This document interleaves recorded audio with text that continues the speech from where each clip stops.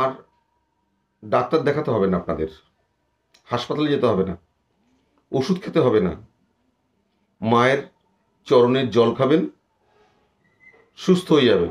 যদি অসুস্থ হয়ে পড়েন সুস্থ হয়ে যাবেন। এটাই সুন্দরবনের এক শ্রেণীর মানুষের বিশ্বাস, এবং সুন্দরবনের মানুষরাই এই কথাই বলছে, এবং তারা খাচ্ছে, সুস্থ হচ্ছে তারা নাকি। দেখবেন আপনার সেই ছবি আমি আপনাদের দেখাচ্ছি, সেই খবর আপনাদের দেখাচ্ছি, দেখুন আপনারা। বলুন, এটা জল, এই জলটা কি জল আপনার বলুন? চন্দ্রামৃত। চন্দ্রামৃত। চন্দ্রামৃত মানে বলুন?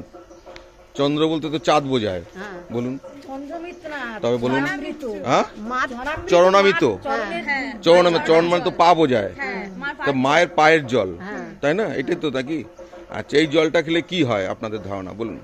ভালো থাকে শরীর, শরীর ভালো থাকে, সুস্থ থাকে, তাই না? মায়ের চরণামৃত খেলে মায়ের চরণে কি করে হলো এটা জলটা বলুন? মায়ের চরণে কি জলটা ছিল, না মায়ের চরণটা ধুয়ে জলটা নিয়ে এসছেন বলুন? মায়ের চরণটা ধুয়েছেন, সেই জলটা আপনি সংগ্রহ করেছেন, তাই তো নাকি? সেইটা আপনি দিচ্ছেন, এই তো বিষয়টা নাকি? মায়ের চরণের জল কিভাবে ধুলেন মায়ের চরণটা বলুন? মা তো মাটির তো মায়ের চরণ কি, মা যদি সিলভার হতো, পিতলের হতো, পাথরের হতো, তা ধোয়া যেত, তা মাটির চরণটা কি করে ধুলেন? আচ্ছা আচ্ছা, মায়ের পায়ে হাত দিয়েছেন আর জলে একটু হাত দিয়েছেন, তাই তো? তার মানে মায়ের চরণামৃত হয়ে গেল। এই জলটা খেলে আপনাদের মঙ্গল হয়, এই তো বিষয় নাকি? প্রতিটা মানুষের মঙ্গল হয়, মানে আমাদের হিন্দু ধর্মে যা বলে আর কি, সেই হিসাবে, তাই না?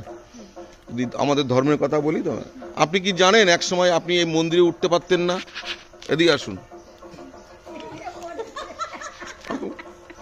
জানুন। আপনি কি জানেন এক সময় এই মহিলারা মন্দিরে উঠতে পারতো না? এই অধিকার কে এনে দিয়েছে আপনি জানেন কি?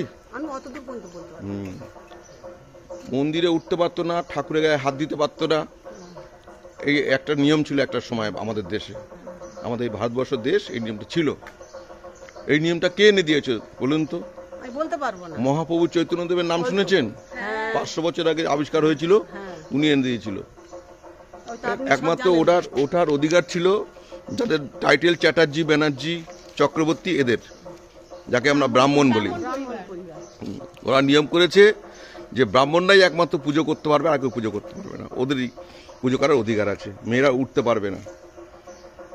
জানেন কি এটা? মহাপ্রভু বলেছে যে না, সবাই উঠতে পারবে, সবাই পুজো করতে, ঠাকুর সবার জন্য,